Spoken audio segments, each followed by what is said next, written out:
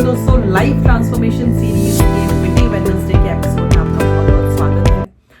और आज हम एक बहुत ही इंटरेस्टिंग स्टोरी के माध्यम से ये जानने की कोशिश करेंगे कि किस प्रकार सिर्फ एक थॉट, एक छोटा सा इंसिडेंस जो एक्चुअली हमारे लिए मैटर नहीं करता, कई बार हमें कितनी उलझनों में डाल देता है।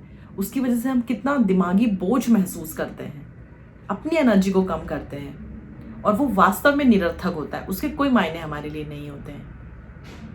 तो एक बार क्या होता है कि दो ब्रह्मचारी साधु अपनी दिन भर विचरण करते हैं और भिक्षा मांगते हैं और शाम की वक्त वो अपने आश्रम की ओर लौट रहे होते हैं। अब उनका जो आश्रम होता है ना, वो एक छोटी सी नदी के पार एक पहाड़ी पर होता है।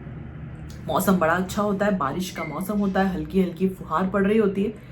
अब इन दो साधु में, या हम कहें साधु भाइयों में, एक जो साधु होते हैं वो थोड़े ज़्यादा सीनियर होते हैं और दूसरे जो होते हैं उनसे उम्र में भी छोटे होते हैं और आश्रम में भी वो उनसे जूनियर होते हैं। अब ये दोनों जा रहे हैं। जब नदी के किनारे पहुंचते हैं, जो पार करके इन्हें अपने आश्रम को जाना है, तो वहां पर देखते हैं कि एक बहुत सुंदर सी लड़की चेहरे पे भरे विस्मय का भाव लिए हुए नदी के किनारे खड़ी है। तो जैसे ही दोनों साधु देखते हैं, स्थिति तो दोनों भांप लेते हैं। जो बड़े उम्र में जो बड़े हैं जो साधु, वो समझ जाते हैं कि ये जो युवती है, इसको इस नदी को पार करने में समस्या है, क्योंकि बारिश का मौसम है, हल्की हल्की बारिश हो रही है, तो ये थोड़ी डर रही है। वो तुरंत जाते हैं, उसे गोद में उठाते हैं और नदी पार करते हैं और उसे नदी के उस पार उतार देते हैं। वो उन्हें झुककर धन्यवाद करती है और अपनी राह चली जाती है। इस घटना से हतप्रभ जो छोटे वाले साधु होते हैं, वो कभी विस्मय में, तो कभी अपने अंदर क्रोध में, तो कभी घृणा के भाव से अपने साधु भाई को देखते हैं। कहते कुछ नहीं है, क्योंकि अल्टीमेटली सीनियर है वो उनसे। तो इस ऊहापोह में बाकी का सफर दोनों का कटता है, जिस बीच में कोई बातचीत शब्दों में नहीं होती पर भावों में होती है।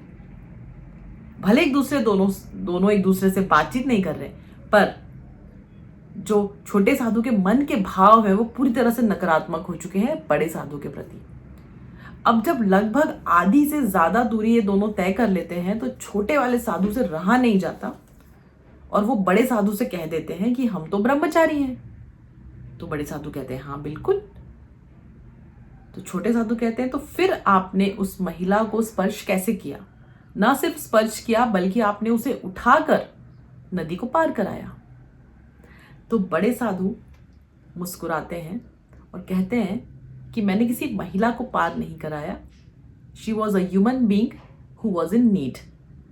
और साधु होने के नाते ये मेरी पहली रिस्पॉन्सिबिलिटी, मेरा पहला दायित्व है कि जो भी किसी ज़रूरत में है, अगर मैं उसे पूरी कर सकता हूँ वहाँ पर, तो मैं करूँ, उसकी मदद करूँ।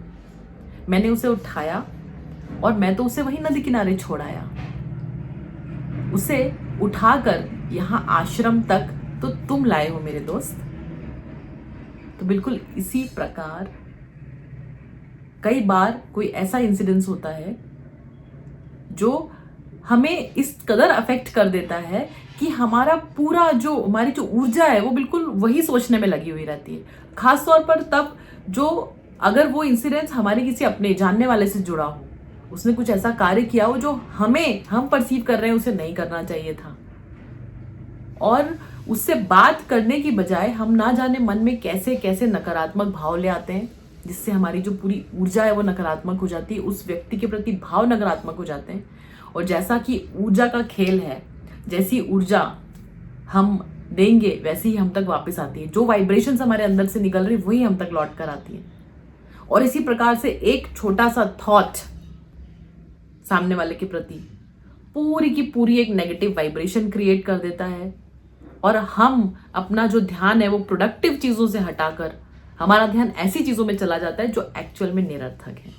आई होप आपको ये स्टोरी अच्छी लगी होगी, आप इसे रिलेट कर पाएंगे, और नेक्स्ट टाइम जब ऐसी कोई सिचुएशन आपके सामने आए जहां पर आप सिर्फ इंटरप्रेट कर रहे हैं, तो मेरी ये स्टोरी जरूर याद करिएगा। अच्छी लगे तो शेयर करिएगा, और इसी प्रकार के अच्छे अच्छे वीडियोस को सुनते रहने के लिए, देखते रहने के लिए चैनल को जरूर लाइक करें और सब्सक्राइब करें।